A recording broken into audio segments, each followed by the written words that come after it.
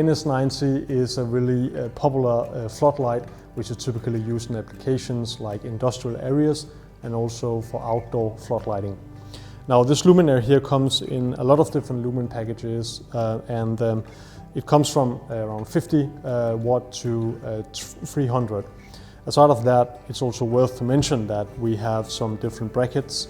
Now this is typically also used for wall installation, and if you use it for wall installation you will also be able to have a nice looking bracket which is just installed maybe upon a port or something like that.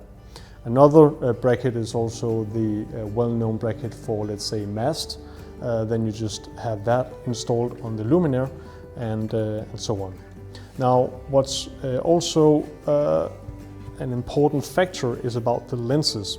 The lenses in this luminaire can be different according to the project needs. So in this case here we just have the lens which is directly pointing down, and also the vertical version where you have the light pointing out to each side and maybe also ahead. So that's depending on the project. On the other box here, which you see here, we have the driver, and we of course also have the power cord installed already from the factory, which means that you can basically just have the meters that you like in the power cord, then we install it for you, which saves a lot of time.